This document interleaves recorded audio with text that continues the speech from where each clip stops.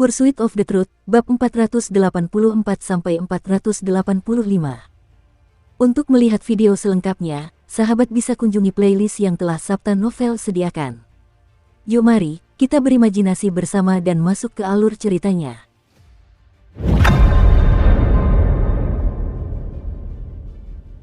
Ini adalah pertempuran yang sangat sengit, dibandingkan dengan para dukun yang selalu kekurangan ramuan obat selama 15 tahun terakhir, yang bingung harus berbuat apa, dan yang tidak tahu kemana masa depan mereka. Para kelelawar suci semuanya sangat kuat. Selama 15 tahun ini, terlalu banyak dari para saman sendiri yang tewas saat mereka bertempur melawan kelelawar suci ini. Sebagian besar prajurit perkasa mereka telah gugur, dan yang tersisa hanyalah yang tua dan yang muda. Mereka tidak memiliki banyak kekuatan untuk membentuk kekuatan tempur inti mereka. Menipisnya kekuatan tekad juga menyebabkan rasa takut berakar dalam di hati para dukun terhadap ras-ras yang tinggal di dunia 9 yin, terutama kelelawar suci benang emas yang muncul kali ini. Ini adalah kali kedua dalam 15 tahun terakhir kelelawar suci benang emas muncul, tetapi jelas bahwa yang sekarang jauh lebih kuat daripada yang muncul sekitar 10 tahun yang lalu. Kata-kata dan tindakan Nan Gong Hen hanya berhasil membangkitkan semangat para dukun untuk sesaat.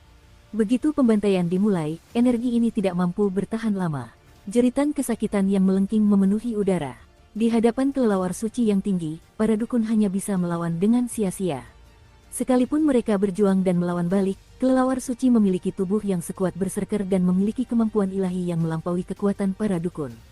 Jumlah mereka juga sangat banyak, dan bagi para dukun, pertempuran ini hanya akan berakhir dengan kehancuran dan tidak ada yang lain. Hal ini terutama karena selusin lebih kelelawar suci benang ungu memiliki kekuatan yang setara dengan dukun tingkat lanjut dan tubuh yang sekuat dan sekokoh berserker di alam jiwa berserker. Kemanapun mereka pergi, tawa kejam akan bergema di udara, dan semua dukun yang mencoba menghalangi jalan mereka akan dicabik-cabik hidup-hidup. Kelelawar-kelelawar ini bahkan tidak memiliki kemampuan ilahi apapun. Lengan mereka yang kuat sudah cukup untuk menggantikan segalanya. Kepala para dukun terpisah dari tubuh mereka, anggota tubuh mereka terkoyak, dan daging serta darah mereka menyembur kemana-mana, berubah menjadi gambar yang akan abadi di langit. Nan Gong Hen terbatuk mengeluarkan seteguk darah, dan dengan geraman rendah, tombak panjang di tangannya menembus bagian tengah alis salah satu kelelawar suci. Dia mengangkat tangan kirinya, dan dengan sekali ayunan, sejumlah besar aura kematian segera berkumpul, berubah menjadi pusaran di sekelilingnya. Sejumlah besar jiwa mati muncul dari dalam pusaran dan menyerbu area tersebut. Dia adalah seorang medium roh, tetapi meskipun dia seorang medium roh, dan meskipun sebagian besar medium roh mengasihani orang mati dan bersikap dingin terhadap orang hidup, hal ini berbeda bagi Nan Gong Hen. Bahkan menjadi seorang medium roh pun tidak dapat menekan sifatnya yang riuh, dan inilah alasan utama mengapa dia tidak bisa menjadi seorang dukun tingkat akhir.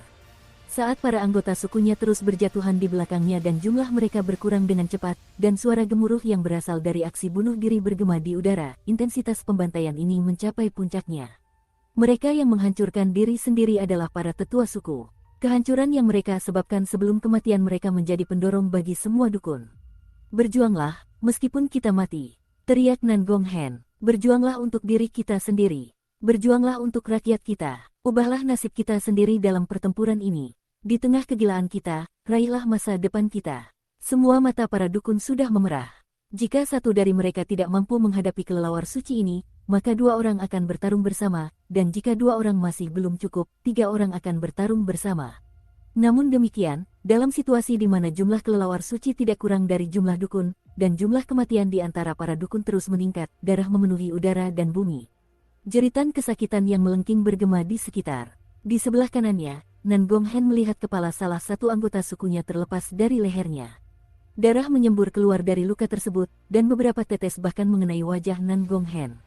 Itu hanya bentrokan singkat, dan hanya tersisa kurang dari 3 dukun dari 500 yang mereka miliki di awal. Mereka tidak bisa lagi maju dengan cepat dan terus-menerus dipaksa mundur saat kelelawar suci turun menerjang mereka dari langit. Mereka terus mundur hingga berdiri di samping layar cahaya pelindung. Nan Gong Hen diliputi keputusasaan. Dia menyaksikan anggota sukunya mati, menyaksikan wajah-wajah yang telah menjadi akrab baginya selama 15 tahun hancur di depan matanya, menyaksikan semua ini, dan tidak bisa berbuat apapun untuk mengubahnya. Namun, ketika mereka dipaksa mundur ke sisi layar, tiba-tiba, sebuah tangan raksasa muncul di langit, dan dengan kecepatan yang mencengangkan, menyerbu ke arah Nan Gong Hen dan para dukun lainnya. Dari kejauhan, pohon palem itu tampak sangat besar. Ukurannya ribuan kaki, dan saat turun ke arah mereka, suara gemuruh menyebar di udara. Tepat di atas pohon palem itu berdiri kelelawar suci dengan benang emas di tengah alisnya. Ia mengangkat tangan kanannya dan menekannya perlahan ke bawah. Rasa jijik dan penghinaan tampak di sudut bibirnya dalam bentuk seringai. Baginya, orang-orang asing ini begitu lemah sehingga mereka bahkan tidak mampu melawan. Dengan raungan, urat-urat di wajah Nan Gonghen menonjol. Semua anggota sukunya di belakangnya mulai mengerahkan seluruh kekuatan mereka dengan panik untuk melawan telapak tangan raksasa itu. Kematian mereka menjadi perhatian sekunder, karena jika mereka tidak dapat melawan, maka akan sulit bagi tabir cahaya pelindung untuk bertahan. Dan begitu tabir cahaya pelindung itu hancur, anak-anak di lembah dan semua anggota suku mereka yang terluka harus melalui genosida brutal di mana mereka sama sekali tidak dapat melawan. Tangan itu sudah berjarak kurang dari 500 kaki ketika raungan terdengar dari lembah. Tepat di depan mata semua orang, seorang lelaki tua berwajah pucat dan berambut putih melesat keluar dari lembah. Ia bergerak begitu cepat sehingga menembus tabir cahaya dalam sekejap mata, melewati Nan Gonghen dan yang lainnya, dan berhenti tepat di atas mereka, sendirian melawan tangan itu. Ia mengangkat tangan kanannya, mengepalkan tinju, dan membenturkannya ke tangan raksasa yang menekan ke bawah. "Senior Taimu, ini Taimu senior!" Teriakan penuh sorak-sorai menyebar dari kerumunan. Pria tua itu adalah orang yang terluka selama pertempuran sebelumnya dan telah koma sejak saat itu karena tidak dapat pulih dengan baik, Taimu. Ketika krisis seperti itu melanda seluruh lembah, dia terbangun, dan tanpa mempedulikan dirinya sendiri, dia menyerang. Begitu tinjunya mengenai telapak tangan raksasa itu, Taimu terbatuk-batuk mengeluarkan seteguk besar darah. Kabut darah menyembur dari seluruh tubuhnya, dan seperti layang-layang dengan benang yang putus, dia terlempar ke belakang. Apakah ini kekuatan paling dahsyat dari para pendatang di tempat ini? Begitu lemah, kalian bahkan tidak bisa melawan, kalian semua pendatang, matilah. Sebuah suara acuh tak acuh terdengar dari langit, dan kelelawar suci mulai melayang di udara di sekitar lembah, wajah mereka dipenuhi dengan cemoohan. Selusin lebih kelelawar suci benang ungu itu sebagian besar tertawa dingin sambil memandang pemandangan di bawah mereka. Orang yang mengucapkan kata-kata itu adalah kelelawar suci benang emas yang telah memunculkan pohon palem raksasa itu dari titik tertinggi di langit. Nan Gonghen diliputi keputusasaan. Ia segera menghampiri Taimu untuk membantunya. Wajah Taimu sudah pucat pasi dan matanya terpejam rapat. Ia sudah terluka parah sejak awal, dan setelah memaksakan diri untuk menyerang, ia terluka parah lagi. Saat itu, nyawanya dalam bahaya. Tangan raksasa itu melesat ke arah mereka dengan suara keras dan menggelegar. Tepat ketika hendak menyentuh Nan Gonghen dan yang lainnya, Nan Gonghen meraung, dan semua dukun mundur ke dalam tabir cahaya. Kemudian, tepat di depan mata mereka menyaksikan telapak tangan itu menabrak tabir cahaya. Suara gemuruh dahsyat yang mengguncang langit dan bumi bergema di udara, dan tabir cahaya itu meledak, berubah menjadi pecahan-pecahan yang tersebar ke segala arah. Pada saat itu, seluruh lembah tersebut tidak lagi memiliki bentuk perlindungan apapun. Setelah tangan raksasa itu menghancurkan tabir cahaya, tangan itu tidak menghilang. Sebaliknya, tangan itu menekan semua dukun di lembah dengan cara yang seolah berteriak dengan maksud menghancurkan segalanya. Gunung itu runtuh. Sejumlah besar batu yang hancur berjatuhan dan berubah menjadi debu. Karena tanah tidak mampu menahan kekuatan benturan itu, terbentuklah retakan, seolah-olah tanah itu akan hancur berkeping-keping. Tidak ada mayat di dalam rune di lembah itu, hanya lapisan demi lapisan abu. Pada saat itu juga, semua orang hancur menjadi abu saat rune itu hancur berkeping-keping. Saat bebatuan hancur dan berjatuhan dari pegunungan, anak-anak memeluk ibu mereka dengan ketakutan di dalam gua-gua yang bergetar. Mereka memejamkan mata dan menunggu kematian menjemput mereka. Nan Gonghen tertawa terbata-bata, lalu mengangkat kepalanya untuk melihat tangannya, dan keputusasaan tampak di wajahnya.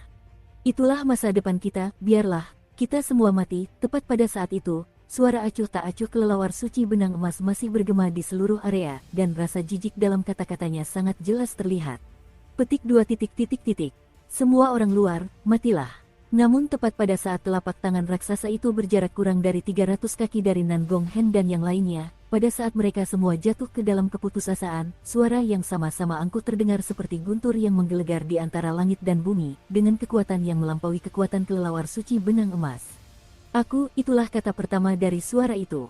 Saat kata itu terucap, semua kelelawar suci di langit merasakan hembusan angin kencang menerjang mereka dari kejauhan.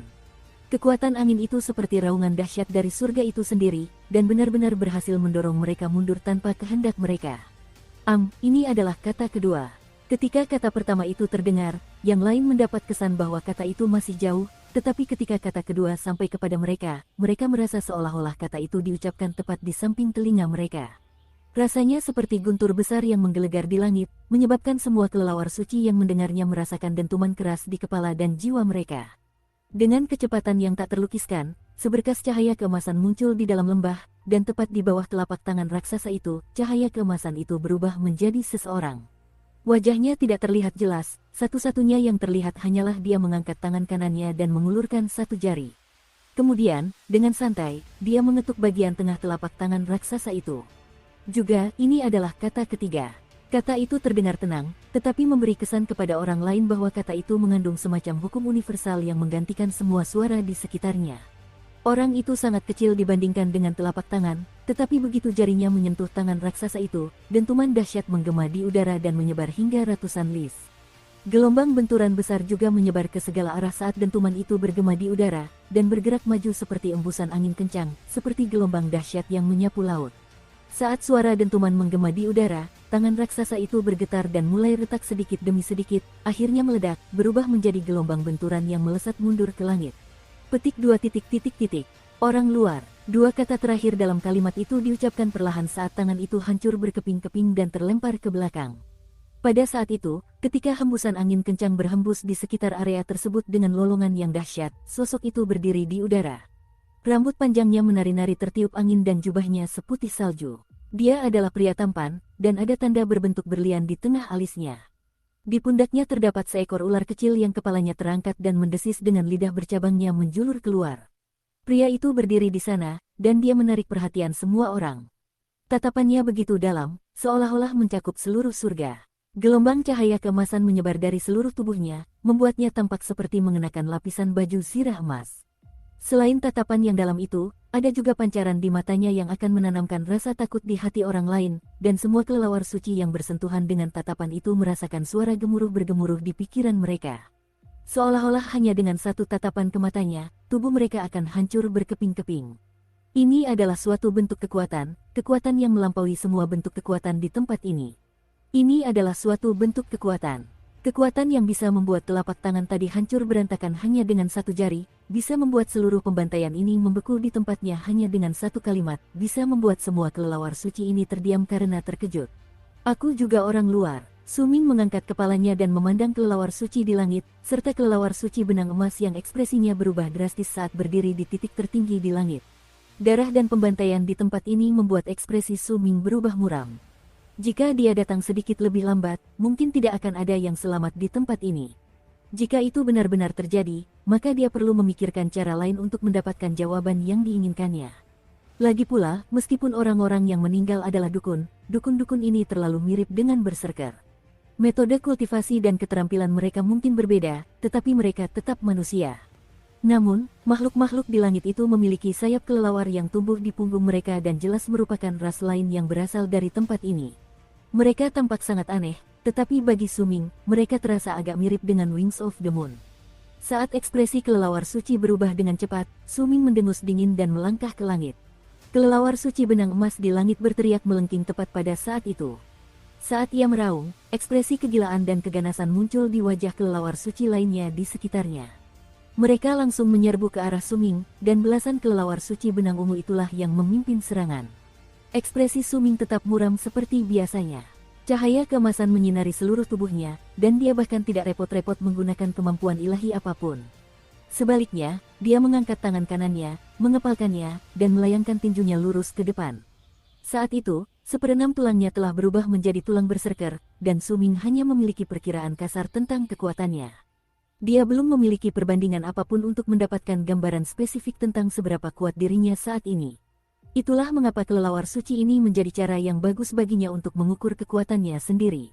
Pukulan itu mengenai udara kosong, dan suara gemuruh keras langsung menggema di seluruh dunia. Cahaya keemasan di tubuh Su Ming tiba-tiba menjadi lebih terang, hingga menyilaukan. Seolah-olah dia telah berubah menjadi matahari. Pada saat dia melemparkan tinjunya ke depan, retakan muncul di udara sebelum berubah menjadi pusaran hitam besar. Pusaran itu melesat ke depan, dan semua kelelawar suci yang bersentuhan dengan pusaran itu akan menjerit nyaring saat tubuh mereka tersedot masuk, dan saat mereka menjerit, mereka hancur menjadi debu dan lenyap tanpa jejak. Su Ming melangkah maju. Saat kakinya mendarat, dunia bergetar, dan retakan muncul di udara, seolah-olah tidak mampu menahan kekuatan satu langkah itu. Saat retakan itu menyebar keluar dengan gemuruh yang besar, selusin kelelawar suci benang ungu mendekatinya. Su Ming tidak menghindar. Dengan jari telunjuk kanannya, dia menebas udara di depannya. Salah satu kelelawar suci benang ungu meraung dan menekan jarinya dengan tangan kanannya, berpikir untuk menggunakan kekuatan fisik mentahnya yang dahsyat untuk melawan serangan itu.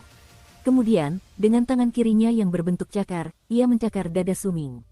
Dia sudah siap jika separuh tubuhnya hancur. Dalam pikirannya, bahkan jika separuh tubuhnya hancur, itu tidak masalah selama dia bisa melukai orang ini.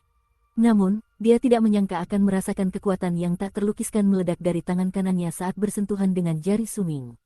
Dalam sekejap, dia kehilangan kesadaran dan jatuh ke dalam tidur abadi. Di mata orang lain, tubuh kelelawar suci benang ungu itu meledak ketika Su Ming menunjuknya, berubah menjadi sejumlah besar serpihan yang berjatuhan ke belakang, seolah-olah kekuatan yang terkandung dalam jari Su Ming dapat menghancurkan langit dan bumi. Dia membunuh kelelawar suci benang ungu hanya dengan satu jari. Ini tidak terjadi dalam waktu lama dan selesai dalam sekejap, dan begitu cepat sehingga membuat pupil kelelawar suci benang emas mengecil. Hal ini menimbulkan sorak-sorai yang keras dari para dukun di bawahnya ketika mereka melihatnya. Namun, tepat pada saat sorakan itu menggema di udara, sorakan itu langsung mereda, karena para dukun di bawah melihat kelelawar suci benang ungu lainnya mendekati sosok emas itu. Mereka semua menyerang bersamaan, dan semua serangan mereka tepat mengenai sosok emas itu. Su Ming tidak menghindar dan membiarkan serangan kelelawar suci benang ungu itu mengenainya. Kelelawar suci benang ungu itu tampak sangat ganas, dan niat membunuh yang gila terlihat di wajah mereka, tetapi semuanya membeku dalam sekejap. Terlalu lemah, Su Ming menggelengkan kepalanya. Saat itu, tubuhnya sudah menjadi begitu kuat sehingga dia hampir tidak merasakan serangan-serangan itu. Satu-satunya efeknya adalah kinya sedikit bergejolak. Dia menarik napas dalam-dalam, dan semua kekuatan dari tulang berserkernya meledak keluar. Inilah kekuatannya di alam pengorbanan tulang, dan itu juga kekuatan terkuat yang dia miliki di dalam tubuh fisiknya saat ini. Pada saat kekuatan itu meledak, cahaya keemasan dari dalam Su Ming meliputi area seluas 1000 kaki. Suara gemuruh dan jeritan kesakitan memenuhi udara, dan kelelawar suci benang ungu yang baru saja menyerang Su Ming terbatuk-batuk mengeluarkan darah segar sebelum jatuh tersungkur. Tubuh mereka mulai hancur. Dengan tenang seperti biasanya, Su Ming mengangkat tangan kanannya dan meraih udara. Seketika, salah satu kelelawar suci benang ungu yang jatuh ke belakang menyerbu ke arah Su Ming tanpa kehendaknya. Su Ming mencengkeram tenggorokannya, meremasnya perlahan, dan dengan suara keras yang keluar dari seluruh tubuh kelelawar itu, kelelawar suci itu langsung jatuh ke samping dan mati. Sangat lemah, kau bahkan tidak bisa melawan. Su Ming melepaskan tangannya, dan saat tubuh kelelawar suci benang ungu itu jatuh ke tanah, dia mengangkat kepalanya, dengan wajah gelap seperti malam, untuk melihat kelelawar suci benang emas yang berdiri di titik tertinggi di langit.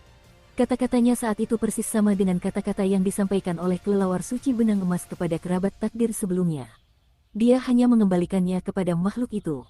Ratusan kelelawar suci yang awalnya ingin menyerbu maju semuanya mundur dengan ekspresi terkejut dan ngeri di wajah mereka. Tak satu pun dari mereka berani bergerak maju bahkan setengah langkah pun. Siapakah kau? Tanya kelelawar suci benang emas dengan nada gelap. Su Ming mungkin menatapnya dengan kepala terangkat saat berdiri di bawahnya, tetapi hal itu membuat kelelawar suci benang emas merasa seolah-olah Su Ming memandang rendah dirinya. Hal itu membuatnya sangat terkejut, karena penampilan orang lain dan kehadiran menakjubkan yang dipancarkannya, serta pembunuhan cepat yang dilakukannya membuat kelelawar saman benang emas merasa seperti akan mati lemas. Salah satu alasan mengapa dia membawa begitu banyak dari jenisnya ke lembah tempat para dukun tinggal kali ini adalah karena mereka ingin menduduki altar. Namun, mereka bisa saja menduduki altar itu kapanpun mereka mau.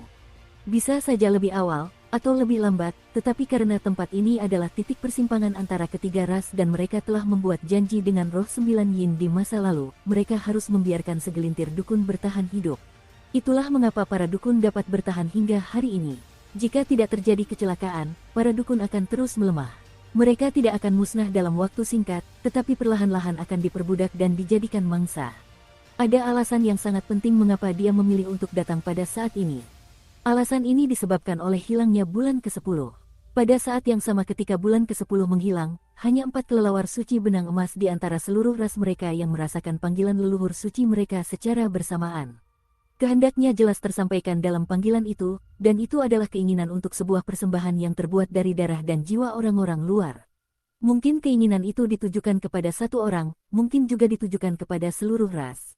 Instruksinya agak tidak jelas, tetapi itulah alasan di balik pembantaian barusan.